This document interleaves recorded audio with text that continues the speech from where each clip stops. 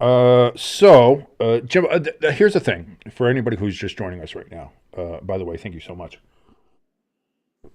for joining us. Oh, I have the wrong info bar up there. Oh no, I'm gonna have to fix that. Oh no. But anyway, um, for anybody who doesn't know us, like I've been a big proponent on this show of never getting political. Ice is ready. And Exit water. Oh well, okay, but never being political. Like the whole thing is never, no politics. This is sports. This is what we do. We go to sports to get away from the politics. You know what I mean? This is what we do. Um, the title and thumbnail of this particular episode might get some reactions here.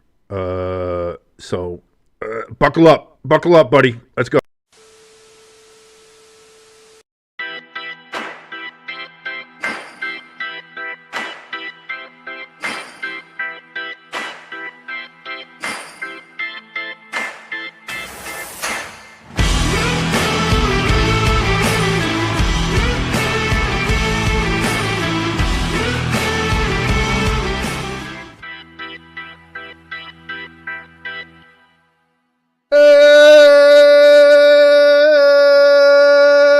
Welcome everybody to this Stay Tuned Sports. I'm your boy King. Right over in that box there is your good friend Jimbo. How we doing today, Jimbo?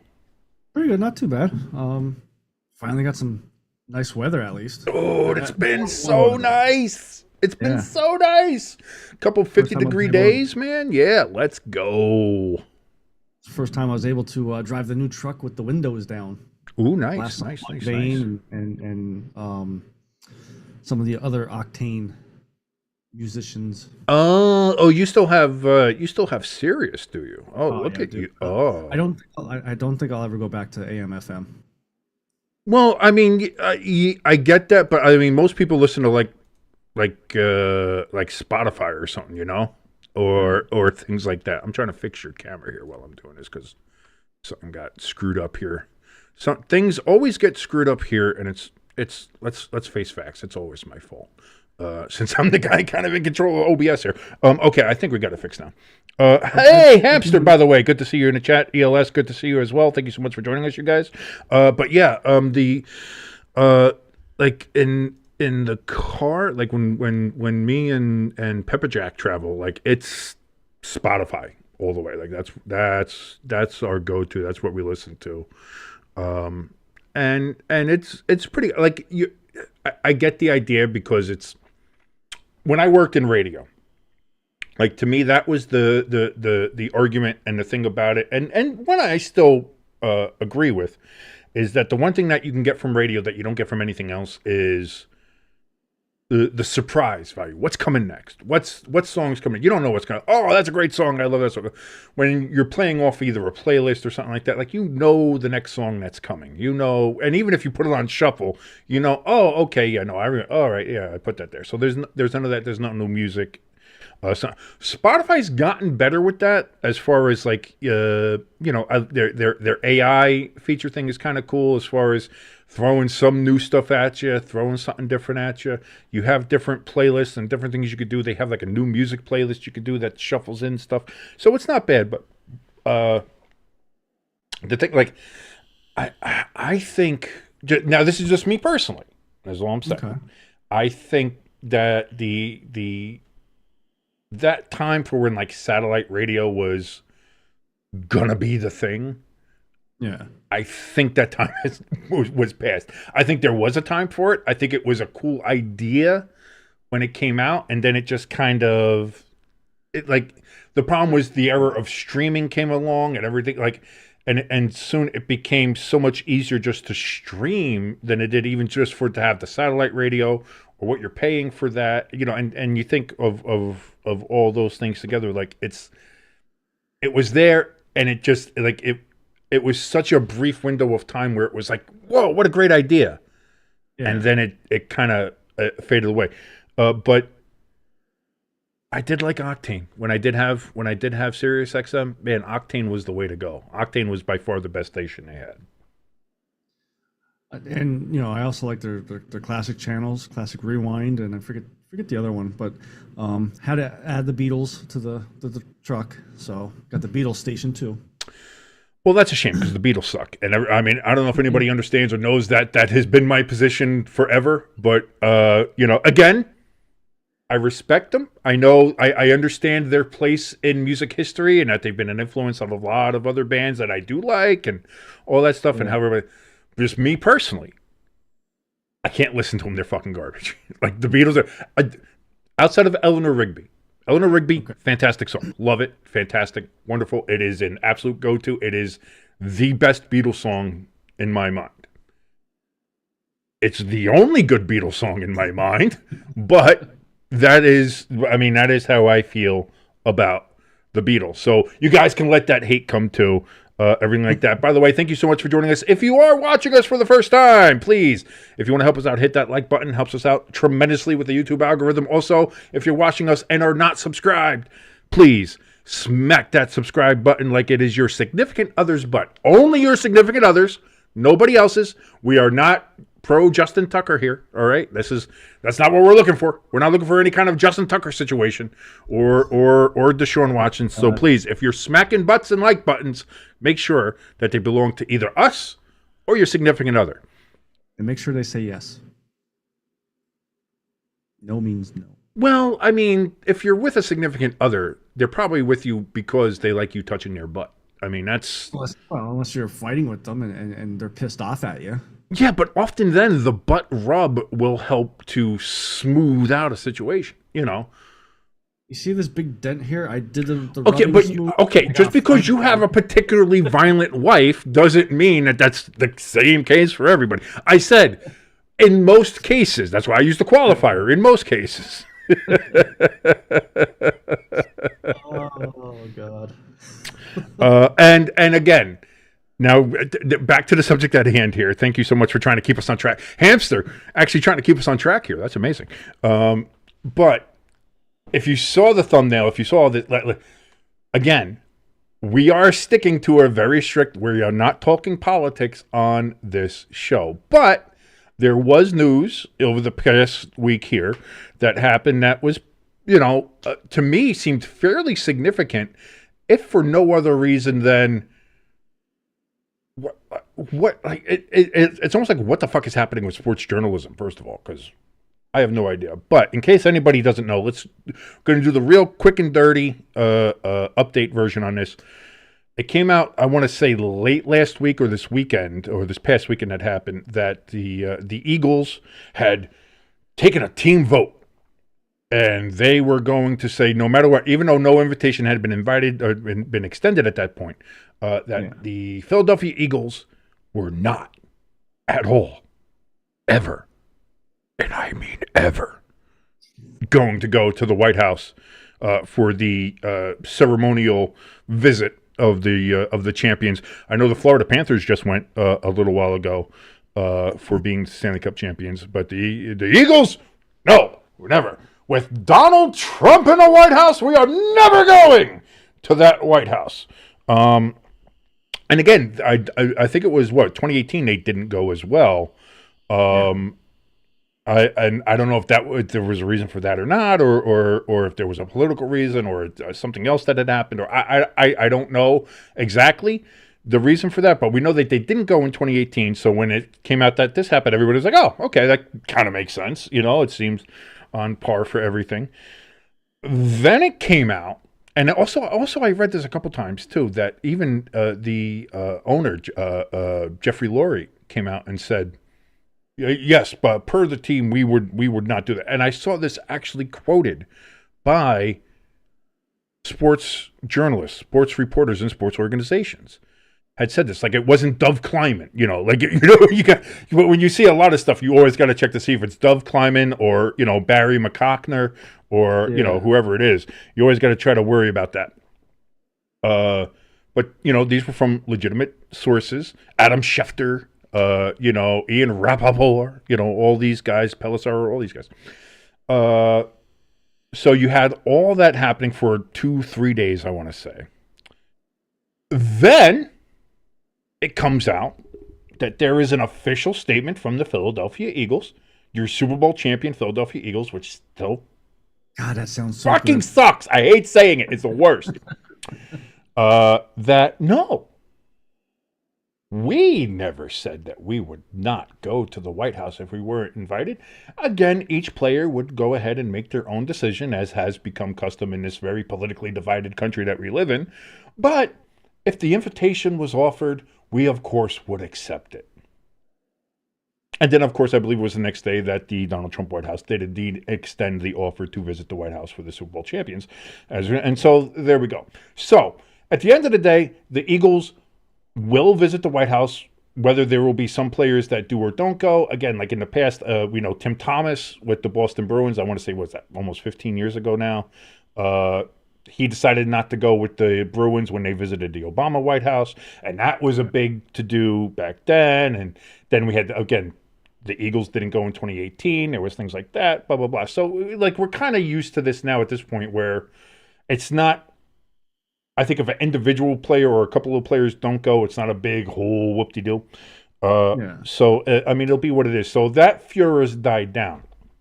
My big thing from this is, what is going on with sports journalism? Like, when did, I mean, and we can make the argument about this happening in regular journalism too. Like, when did being first trump being right? And this feels like a situation where, again, some people got a word from somebody, didn't double or triple check a source, and just said, "Well, guys, I'm hearing stuff from the Eagles locker room saying they're saying no way, we're not going," and all this other stuff, and they fucking ran with it, and it turned into this whole thing where it and none of it ever happened, or it was just wildly misreported. So I guess my question to you would be, or just reactions, is, as an Eagles fan, what is your thought of how the whole situation was from start to finish, from the whole, hey, we're not going to, yeah, no, they're fucking going, and of course they were. And then also, like, your thoughts of how did we get here? Like when I first saw it, that the first report of the Eagles aren't going to go to the White House, I'm like, I mean, that's their decision. I'm not going to bash them. I'm not going to hate them for it. And then, like you said, it was like, what, a day or two later is when, well, no, we didn't say anything just yet. And that's when I kind of pulled what you said. Did I see a Dove Kleiman statement? Like, I didn't read who posted it. Right. Like, it sounded like there was so much wrong information that it sounded like maybe that the whole thing wasn't even decided on yet. And then when I saw the Eagles, the official Philadelphia Eagles Twitter page put out, their statement, I was like, okay, now I got, right from the horse's mouth. Here's that.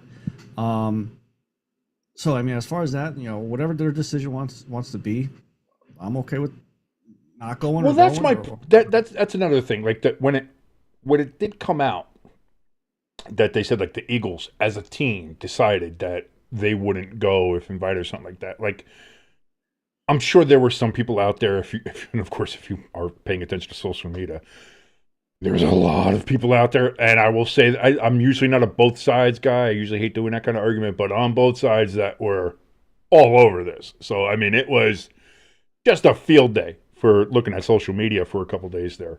But, like, with me looking at that, I was like, if this was a team decision, like if they came together as a team, if they sat there and said, this is just something that we don't want to do, it's not, like, I don't have problems with that. I mean, that's like it's almost like a team building exercise, I guess, at that point. You know what I mean? It's like, all right, we're all one voice, one thing. Okay, fine. I don't fucking care. But it seemed like this got so far out of control and so far away from whatever was first either whispered to somebody or talked or texted to whichever insider decided to break this first. Just they ran. It took on such a life of its own that it was becoming a problem. Like, it was getting reported on major news outlets then, and it was getting, You know, it wasn't so much that the news was getting the report, but the backlash about it, and the we support it and we don't support it, and how dare they, or yeah, go for the, like either way, like that was the stuff that was being reported on, to the point where, like you said, the Eagles themselves finally had to come out and be like, at no point has anybody made a decision on whether to or not to visit the White House. And of course, that is something that will depend on when we get an invitation, which hasn't happened yet. So that's the whole thing with this, is that there was so much that hadn't even happened yet that people were already running with this fucking story. Yeah. So Hamster in the chat saying, guess what? Only 22 weeks until the Hall of Fame game. Yeah.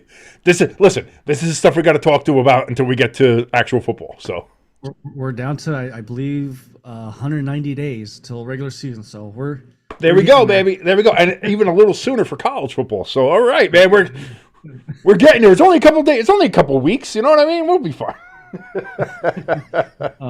And as far as your other question, now I totally forget what the question was. The state of sports journalism, and like the fact that this even got to this point because of, it seems like the sports journalists desire to be first instead of being right.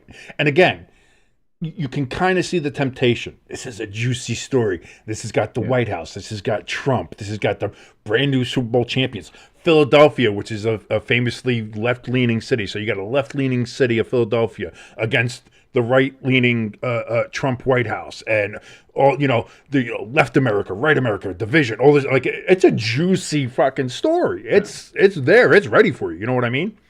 So you can understand the temptation to just run with this and be like, oh, this is gonna get clicks. This is gonna get eyeballs. This is gonna do a kind of like I did with the thumbnail here. Sorry guys, but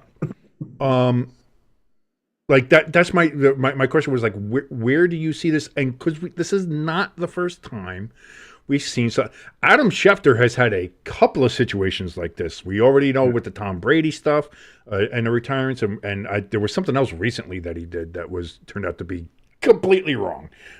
So, and I actually forget what that was. But that's the other thing too, is that when you can point out multiple times that Adam Schefter has run with a story that was incorrect. Yeah. And then you see something like this happen, and I'm not putting this one on Shefty. I think this was a bunch. This was all of them, all the insiders, because somebody ran with it, and then everybody else ran with it, and nobody decided to stop and check.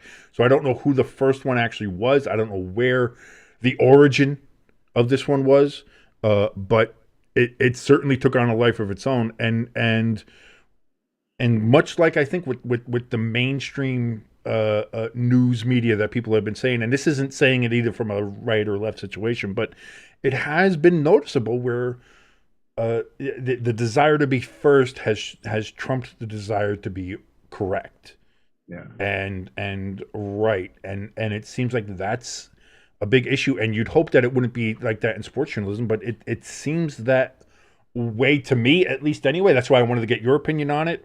And what you thought of, or what you think of the current state of sports journalism. Are we currently the best sports journalists out there right now, Jimbo? Could it be? I'd help everybody if we are. As I'm sitting here thinking about it, like at first I was like, the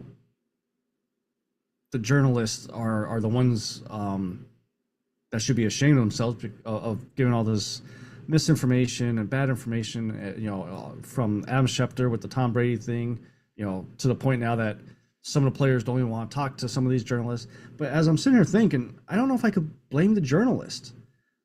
I wonder how much of ESPN, NFL Network, CBS are getting in these guys' ears, like, as soon as you get something, give it to us so we could get it out there first, so everybody could click our link to get to CBS, to ESPN, all that. And maybe that's why these journalists aren't doing their due diligence and getting it right. So you think it might be more of the corporate side, whether ESPN or CBS Sports, NBC Sports, whoever. ESPN, obviously the biggest one. Yeah, is telling, listen, you need to get clicks. You need your last articles. Your articles aren't getting eyeballs. You got to get eyeballs. We got to get eyeballs on this stuff. We need more views. We need more clicks. Clicks mean advertisers. View means advertisers. We need to run a story on here. We need to get people watching. So you think that might be pressure from the top down to the journalist saying, if you get something, run with it, and then if we have to put a retraction out, we'll put a retraction out. Yeah, that's what I'm starting to think now, looking at all these situations, not just this White House situation, but like I said, the Tom Brady, the Aaron Rodgers, even just all of them. It just seems like it's pressure from the top that we have to be the first, even if it's just a very bland statement, and then we could do some more research on it and get more info on it, instead of just. So now we're back in the days of like fucking William Randolph Hearst and like yellow journalism and just like, it doesn't matter what the truth is. We make the truth. We write the truth. We'll see what it is. But yeah, like this is the thing. Like in this day and age, and I punched the mic, so in case anybody wants to know, we're at 1 today. That being. People don't want to be slow enough now. Like listen, I understand wanting to be correct. I understand wanting to do that, but or wanting to get the juicy story. Like I said, at what point? Boy, I'm losing my thoughts all over the place. I just want everybody to know that I'm really stammering here. I'm not having a stroke. I swear to God. But again, to the point with like William Randolph Hearst and yellow journalism, how they do, like, they started the Spanish-American War because they said, the Spanish blew up the Maine. No, they didn't. The fucking Powder magazine blew up there because it was some mistake. Somebody dropped a match or a cigarette or a drunk sailor. I don't know. I forget what exactly it was, but there was a mishap on the Maine, exploded, and they said, the Spanish did it. And they ran with that story to the point where everybody got into such a fervor, and then Congress declared war, and then, there's all this other thing. When the truth was, that never happened. This is what we're looking at now with journalism, that people want to run with stuff so much and just say these things. But also in today's climate, with the world of social media, with the world of where people can look up things themselves and get the information that they need, it's like, no, like this didn't happen, or that is the fact check, as it were, and it's like, somebody can say this and this and this, and then you can go back and be like, actually what you did 3 years ago, 6 years ago, whatever, is you said this on this subject, so why are you now saying this when you originally said that, or you originally didn't say this, you're trying to say that you said this but you did. Like you can instantly do that now.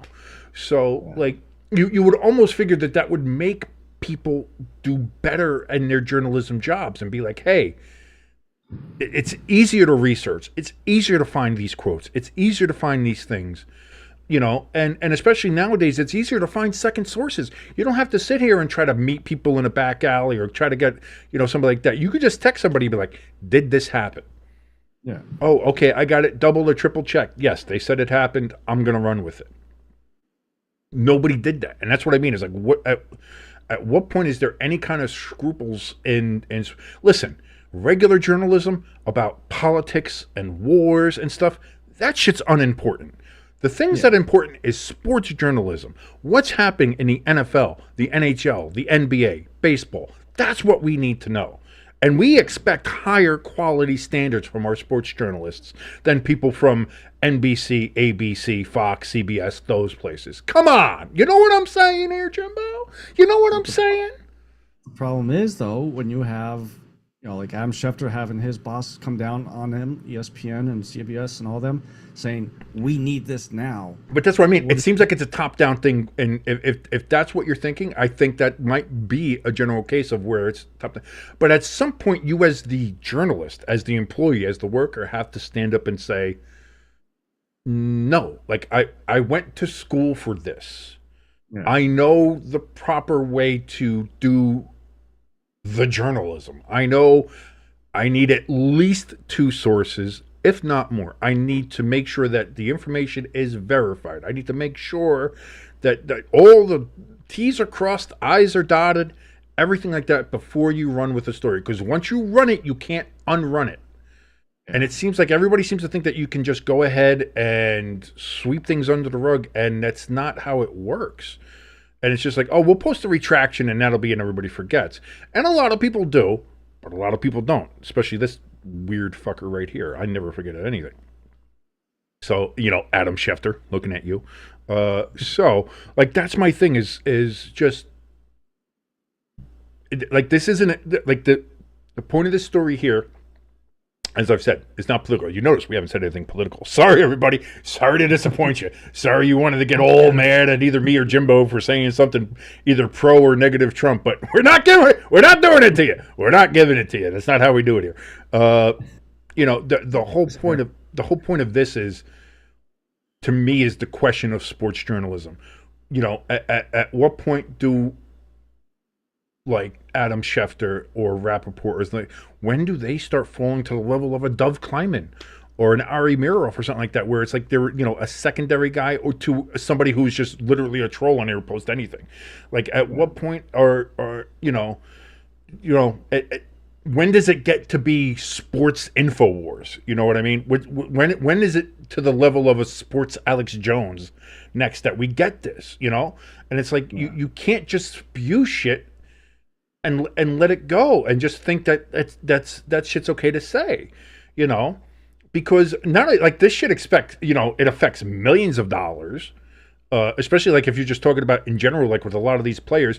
You put a rumor out there, like, do you remember when Laramie Tunsil's father was pissed at him, and so before he got drafted, he posted the video of his son taking the bong hit off of the gas mask and dropped him down a couple spots, which cost him probably a couple $1 million, which, again, granted, to Pat McAfee's case, should have actually raised his stock, because that motherfucker took that gigantic bong hit and didn't cough once, which just showed you the lung capacity on that big motherfucker. And again, he's turned out to be a multiple Pro Bowl time, multiple All-Pro offensive lineman in the NFL. Great player. But again, something like that just thrown out there, and that can happen with anybody. Somebody hears a rumor, somebody hears something, they throw it out there. That affects people's livelihoods. That affects millions of dollars, the money they can make, the money that these teams can make, money that people will spend or make. Like, it takes a lot. And so for you think it's just something you're putting out there. Oh, okay, this will get a couple clicks, this will get 25,000 views, this will be fine. And at the end of the day, you're costing people their livelihoods. You're costing people their jobs. You're costing people draft spots. You're costing careers. It can get a lot bigger than that. And again, you're talking with something with this Eagles thing where, if you are a Eagles fan who was a Trump voter or something, now all of a sudden you're sitting there like, why would my team do that, or something like that? And now, again, if you're on the left side, if you're like a left-leaning Eagles fan, and you're like, yeah, or ICE is ready. All right, yeah, they did that. And then it turns around, it's like, no. And then you're like, oh, boo, how could they do it? They caved to, pressure or whatever. Like, now you're affecting people's fandoms and stuff like that, which is why, again, we've always maintained to keep politics out of sports. And I know some people say you can't keep politics out of everything. Everything is politics. Everything this, that, or the other. But that to me that's a big problem, because now you're again, like I said, with certain other things in sports journalism. There we go. I can speak. You affect all these other things, like I said, the $1 million, the draft spots, what people can either make in their careers, trade rumors, things of that nature. And we'll get into trade rumors soon here in a moment to get back to regular sports. But then in certain cases like this, like you're talking about affecting people's fandoms, things they've had their whole lives. Now, for some people, they don't give a shit. Like you and me, we don't give a shit about anything. I don't care. Go, don't go. I don't give a shit. We won a championship. Let's go. Like, that's the thing. If the Devils win the Stanley Cup this year and either go or don't go to the White House, I don't give a fuck. We're hanging a banner. Eat my ass. I don't care. You know what I'm saying? So, like, to me, that doesn't matter. but like to some people that would, and they would literally pull away from them, or embrace something maybe that they wouldn't normally embrace because of it. So like I said, I think it's dangerous. I think it's a slippery slope that a lot of these sports journalists seem to think they're doing, and they I don't think see the harm in what they're doing, and they think like, oh, I could just post a retraction. Oh, I missed it. I thought I had good sources, but I didn't. And but in the meantime, it costs a lot of things and causes a lot of damage. So that was my whole point with that. I just wanted to point that out there, like a pretty shitty thing to do. But either way, fuck the Eagles. I guess at the end of the day is my point. I know you're fine with them because you're Super Bowl champions or whatever. So, what the ring looks like. Now you're speaking my language, because you know me and I'm a designer, so I want to say your first Super Bowl ring. That thing was beautiful. I think it was very nice. It was a very nice ring. Jeff sent me one. I got it over there on the corner. Yes, you got the replica. I have a Giants replica somewhere, and I got my Devils replica one over there too. So yeah, but yours has cobwebs and everything on them. Yes, I know that Giants ring is fucking old.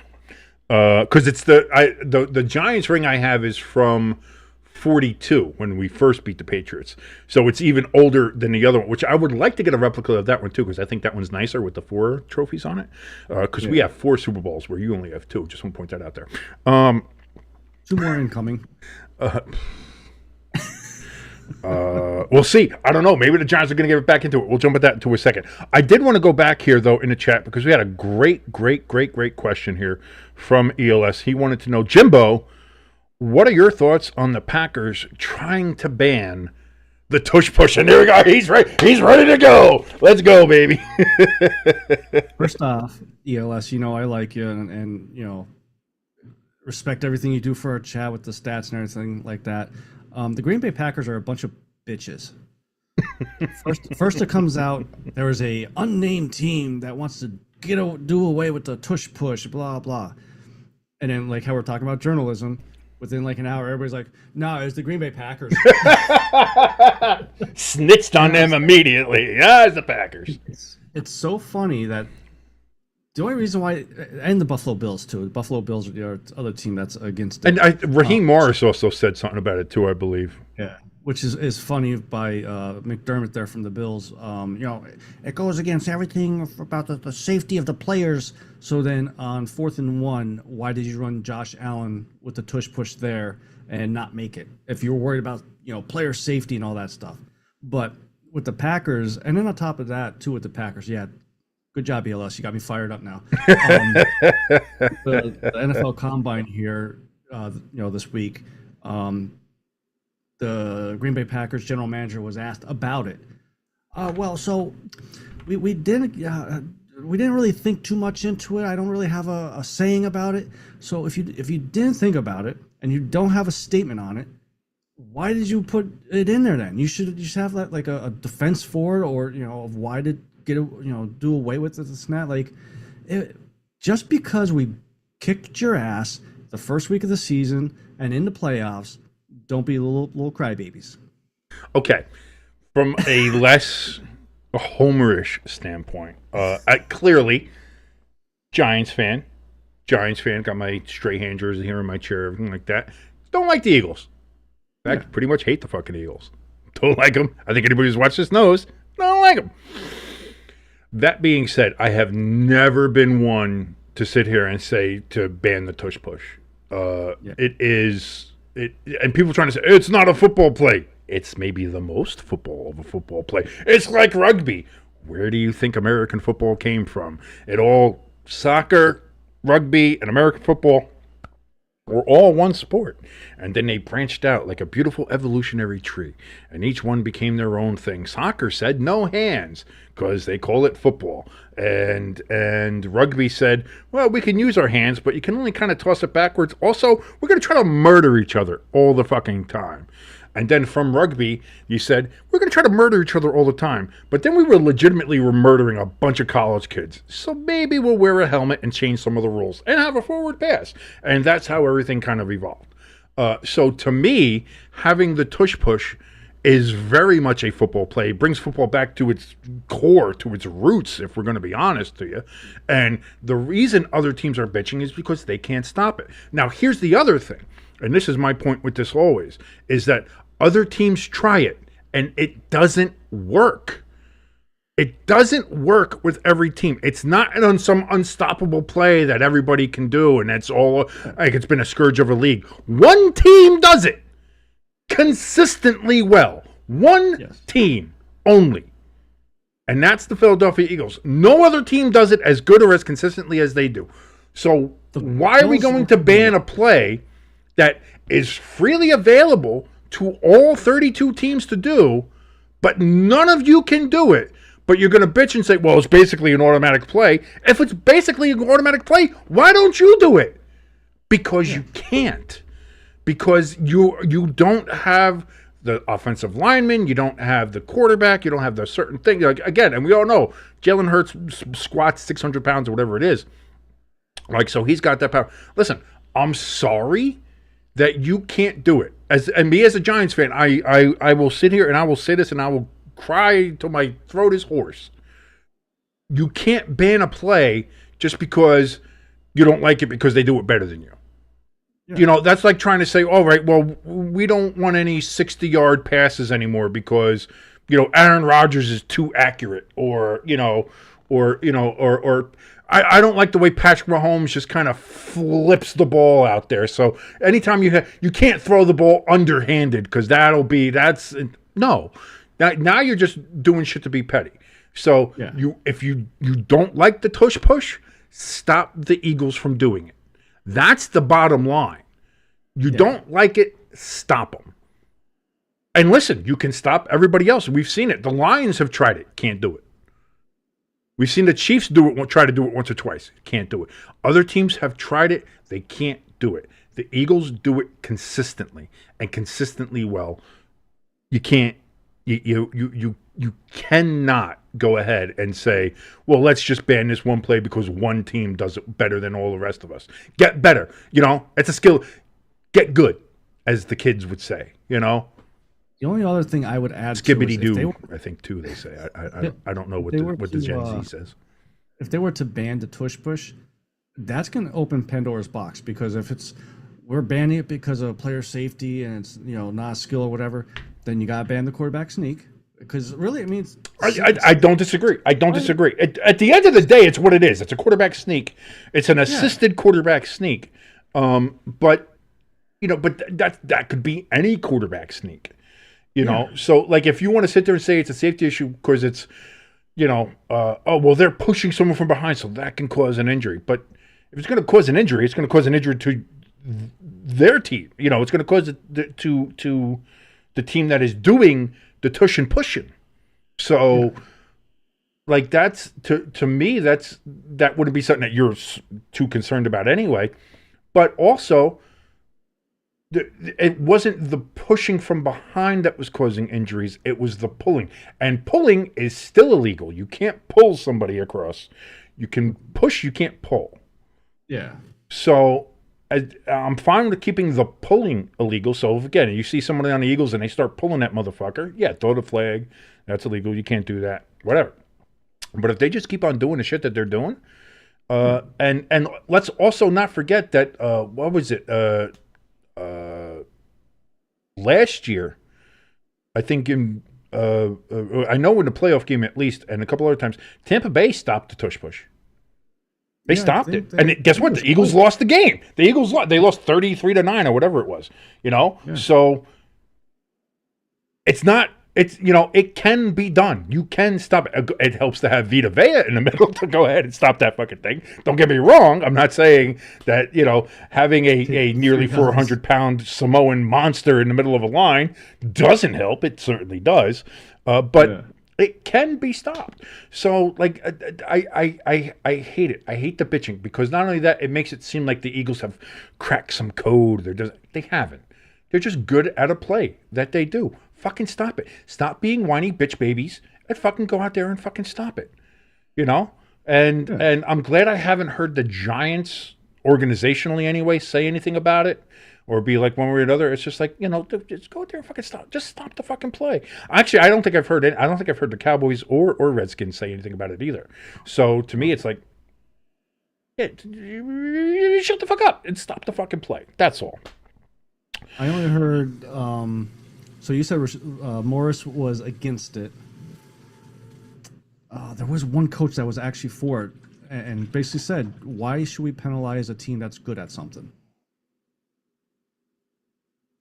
I can't remember what the head coach was, but so ELS. I hope we're still friends. Yes, should be. Let's hope so. A couple of things. ELS did bring this up. I wanted to bring this up before because I saw something about how the Jets and Woody Johnson were like this as well. The NFLPA report cards, which is always fun after the season came out, and we have overall grades. We have looks here. Let's see. Joe Shane, A+ GM. So for the Jets, I want to go here because this is where the Woody Johnson stuff is. So we'll look at the Jets here. Okay. Let me get down. There we go. New York Jets, treatment of families, C-. Food dining area, C-. Nutritionists, B+. Yeah, good. You're getting good. Getting the nutritionists at least are good. Locker room, D+. Wow. I thought the locker rooms were pretty nice there at MetLife. MetLife as in itself is not great, but I'm curious to see what the Giants say about the locker room then too. But keep going. I was going to say, training room, C. Training staff, C. Weight room, C+. Strength coaches, they get a B. So, we're working out. All right. So we have the strength coaches at a B. Team travel, C+. Again, not great. Yeah. Head coach, B. But which head coach? Saleh, or I think this might have been for Ulbrich. I would say probably Ulbrich. Yeah, because well, nobody liked Robert Saleh. We knew that. When did Saleh get fired? He got fired week early, 5. Right? 4 or 5. So I probably. So you're talking about it? That's 11 weeks with Ulbrich. Yeah, I'd say Ulbrich. And here's the one: the grade that the NFL players for the New York Jets gave to ownership, F. They gave Woody Johnson the straight up fucking F. And it's breaking news that it just came out. The Jets players that voted on this used the Madden rating system. That's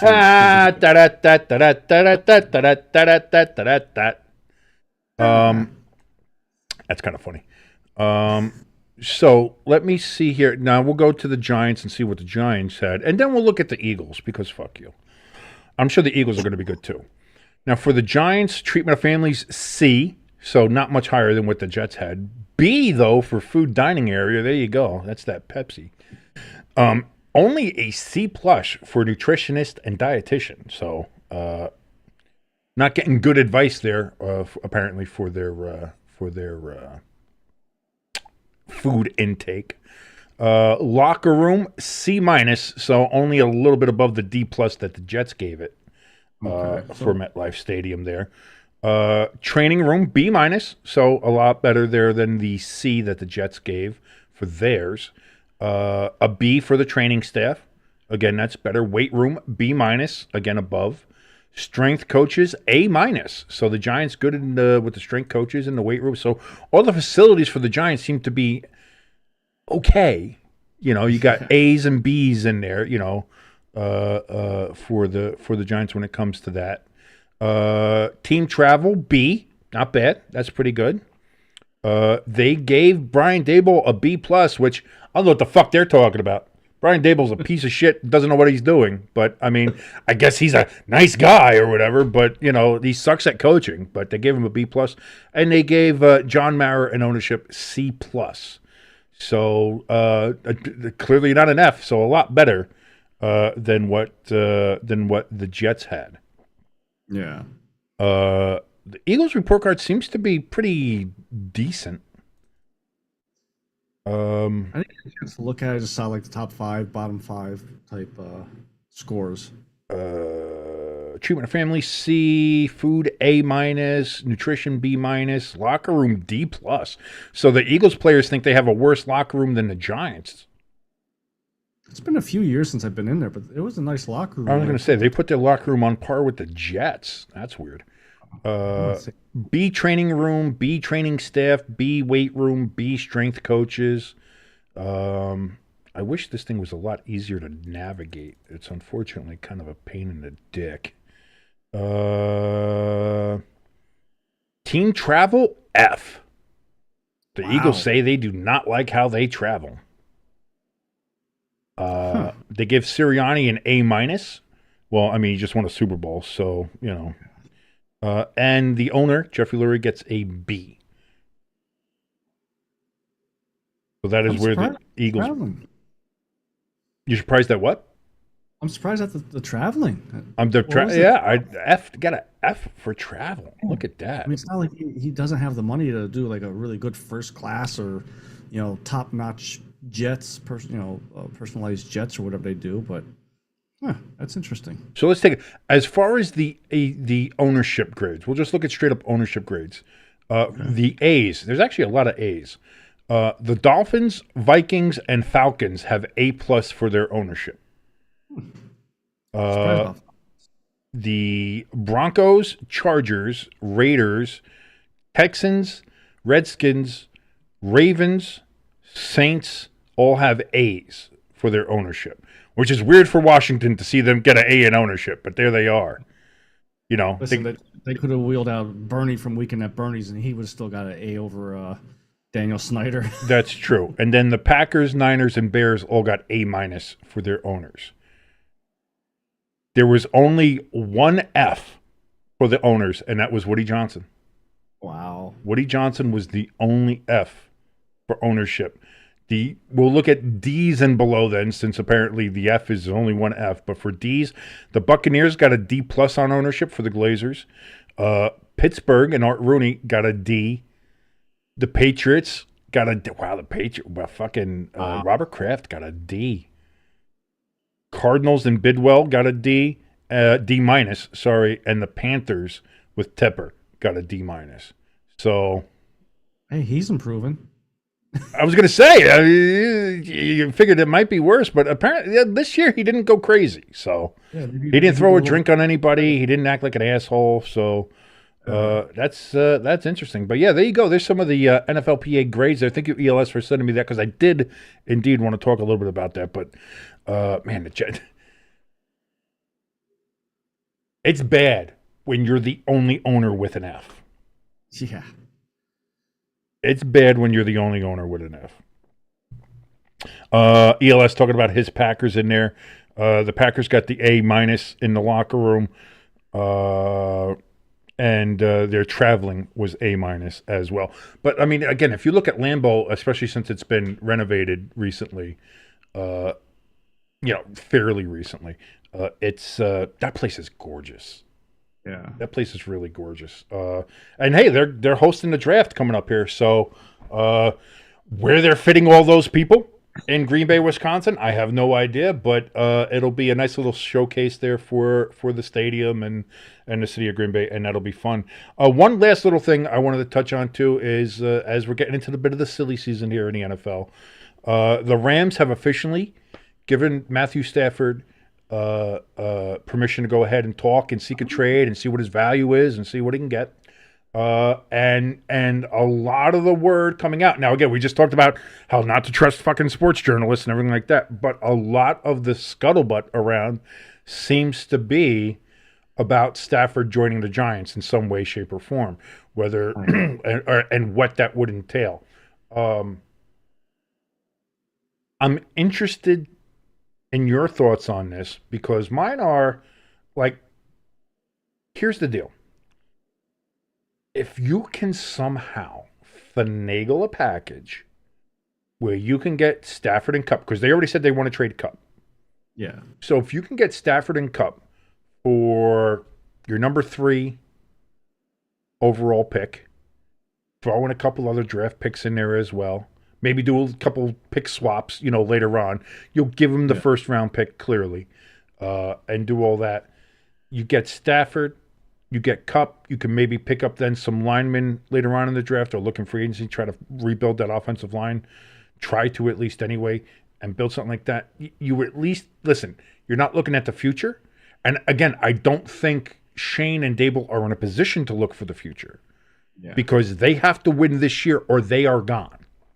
Yeah. They should have been gone already, in my fucking opinion.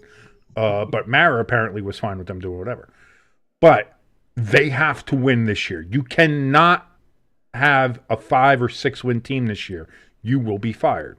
So, in that case, if you're going to go all in, fucking go all in. Because there's not really a quarterback in this draft. I think that is a franchise quarterback. As much as people are trying to talk up Cam Ward and trying to talk up Shedeur Sanders, I don't think they have that.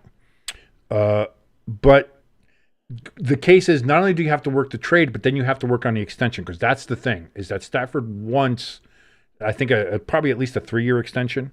And that's why the Rams are telling him to go out there and find his value. Because I think the Rams would like to keep him, but they don't want to pay the price for him. Yeah. So if you're the Giants, not only are you going to have to make this trade, but you're going to have to sign him. You're going to have to pony up some of that money, which is going to be somewhere around $55 million, I think, in order to get him. So I think there's a lot of hurdles to go to. It's exciting to think about if you're a Giants fan. It gives you something to fucking think about at least.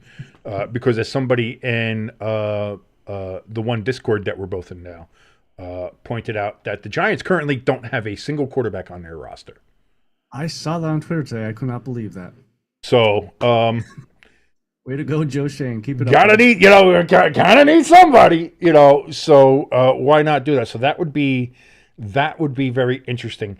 If that happens, again, there's a couple other talks about other places that he might end up, and that's fine. But I would love to see Stafford for 2 reasons. One, again, it gives the Giants, at least me as a Giants fan, something it's interesting. I might tune in for a couple weeks to see how this fucking works out instead of how I was at the end of the season, which is like, I'm done watching it. Don't want fucking anything more to do with it. Now it gives me a reason to actually watch, so that'll be something. And 2, because it'll annoy the fuck out of my sister-in-law so much, who hates Matthew Stafford for some unknown fucking reason. She doesn't know why. We don't know why, but she fucking hates him. But to have him, and she would have to watch Matthew Stafford every day on her favorite football team, let's fucking go. And don't get me wrong, I love Robin. She's an amazing woman. She's funny. She's wonderful. Love her to death. But ever since she came out and told me like that she hated Matthew Stafford, and I was like, oh, why? What, anything like that? She's like, I don't know. Just fucking hate him. Root against him every time I can. I wish him nothing but the worst. I was like, okay, this is going to be fun. So just to see her annoyed by that would bring me so much joy. Again, I love you, Robin. You're great. But I kind of really want Stafford to be on the Giants now. So very much. That would be great. I actually have a Matthew Stafford customized Giants jersey waiting in the cart. Oh, the moment it happens, you got to send it to her. ELS thinks that Stafford might end up with the Vikings to help JJ McCarthy. You think that they're going to pay Matthew Stafford the money that they would have paid to like a Darnold who's a lot younger in order to then help JJ McCarthy? I don't know about that one. That one doesn't make sense to me. The Vikings are only going to go after a quarter. If they do go after a quarterback, they're only going to go after a quarterback that's going to sign a 1-year deal. And for a very low amount. Yeah. Like, why let JJ sit there for 3 years? Like I said, if Darnold gives them a discount, maybe he goes back, but I don't think he will. And I don't know if they want to do that. To me, I honestly see the Vikings either sticking with Daniel Jones and starting him for like week 1, 2 or something, and then switching to JJ and having Daniel Jones be the backup, or they just start off with JJ and have either Daniel Jones or somebody else as the backup. Daniel Jones is a free agent. Yes, but I think they can. I mean, I think they have first rights to him though. Okay. Of how it, because again, if he does sign with somebody else, the Vikings get a compensatory pick. Well, yeah. So because I they think lose it's one of those things where, like, if somebody does offer him, the Vikings can match. But however that happened when he was released and waived, they picked him. I think part of the reason that's why they picked him up Yeah. was so that if he does end up somewhere else, they just get him an extra pick, and they're like, all right, yeah, you know, what's the there's no downside, you know, there's no downside. But I don't see and again, even though he's a free agent, I could see the Vikings picking him up for a very low cost. You sign him to a 2 or 3 year deal for, like, you know, $5 million or something, or whatever it is. And just, hey, sit on the bench and then and see what happens. So I think that could happen, or he might end up somewhere. Who knows? There's been talk about him going to Pittsburgh, although there's also been talk of Aaron Rodgers going to Pittsburgh. And now with the Stafford talk, Aaron Rodgers said the Rams was definitely a team that he's interested in. That we've heard from, as we heard from Pat McAfee today, and his sources, as we all know, is Aaron Rodgers himself, who we know now apparently is out of the country, probably knocking on God's door or doing something. As how he's, so that's, I mean, right now it's still very early in the silly season. Well, we got some stuff going on. Pittsburgh needs a quarterback, and it's looking more and more like they're not going to keep either Wilson or Fields. So that's a question. Then it's a case. Now you know that Stafford's on the market. Does Stafford go to Pittsburgh? Does Stafford go to the Giants? Does Stafford stay in L.A.? Does he try to work out a deal with L.A.? Do the Giants get Fields? Where does Daniel Jones end up? Where does Aaron Rodgers end up? All that stuff is still to be determined, and I think a lot of it will be kind of more hammered out the closer and closer we get to draft night.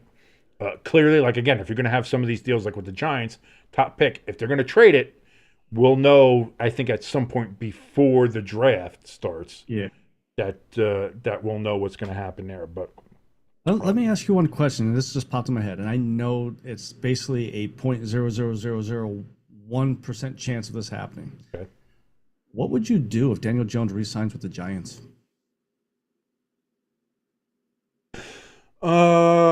That's not going to happen. Joe Shane and Dave will be like, you know what, we messed up. No, because again, as if you heard, Dable had his presser there at the combine today, and basically talked about how Daniel Jones was a mistake, signing him was a mistake, and it didn't work out because he's terrible. Not Dable's fine. It wasn't Dable's fault. It's clear Daniel Jones doesn't know what the fuck he's doing, even though he fucking dragged your ass to the playoffs and won you a playoff game. Again, hearing Dable's fat Ozempic sucking fucking mouth talk about Daniel Jones, that's a 0.00% chance of happening. There's more chance of me phasing through this back wall here untouched than there is of Daniel Jones ending up on the Giants. Is it absolutely utterly impossible? Probably not, but the zeros are so astronomical, it is uncountable until you get to where there would be the 0.1. Like, it's just it's basically impossible. It's not going to happen. Although Daniel Jones with Pittsburgh is very intriguing. I wonder how that would end up and how that would look. I'm sure the Pittsburgh fans would be pissed, but I think that might work out. I mean, I think it has Daniel Jones to Pittsburgh, I think, has a very good chance to work out. To me, I think it has a better chance of working out than not working out in Pittsburgh. But at least he has a better chance there than anywhere else, if we're going to be honest. But again, long way to go. We've got 122 fucking days to go before the start of the NFL season. This is it. This is where we are. This is what we're talking about. But this is it. But thank you so much for joining us here on Stay Tuned Sports. If you want to help us out and you liked anything that we talked about here, we're kind of nuts here, please hit that like button. Please, if you're watching and not subscribed, hit that subscribe button. It helps us out tremendously so much. If you want to help us out even more, we have a link for our donation station down in the description below this video, as well as a link to our merch store, which has a shit ton of new merch. I've been home, I've been bored, and I have been creating a ton of useless shit. If you want to go ahead and buy some useless shit, it's there. We got hoodies, there's shirts, there's hats I got out there coming on the way. There's I'm going to start making banners. I have right now there's a Notre Dame championship banner in the store right now that has all of Notre Dame's championships on it, and I will be making banners like that for a lot of the sports teams, whether that's football, hockey, Stanley Cup banners, stuff like that. I will be doing all of that as well. So if you want to look at those, see that, buy those are going to be available there. So again, you can find all that. The links are in the description below this video. Jimbo, parting thoughts before we get the fuck out of here. Just that I'm going to try to assign an executive order to keep the tush push in the NFL. It's a great play. I've seen the play. Wonderful play. I looked at the play and said, wow, what a play. It's like he's taking him from behind. He's pushing him into the goal line. It's like amazing. It's wonderful. He went in there and he got a touchdown. Great touchdown. Beautiful touchdown. I saw the touchdown and said, wow, what a touchdown. That's as close as we'll get to being political. That's it. Just a bad impersonation. That's all you're going to get. But again, thank you guys so much for joining us here on Stay Tuned Sports. Until next Wednesday. Although, Jimbo, you said you're going to be, is there UFC or bare knuckle? Bare knuckle. I may do Friday. Bare knuckle, okay. And possibly Saturday, I'm going to try to either NCAA football or EA Sports hockey, something like that. There you go. Yeah. Got something on there. Something. So Jimbo will be joining you there later on in the week. I might try to do something during the week as well. And, of course, we will hit you with the next podcast next Wednesday right here. Same time, same Stay Tuned times, same Stay Tuned channels. So that's why we call ourselves Stay Tuned, I guess. Apparently, I guess that kind of did. The name kind of makes sense now when you think about it. Anyway, until next week, my name is King. That's your boy Jimbo. We will see you later. Adios, everybody.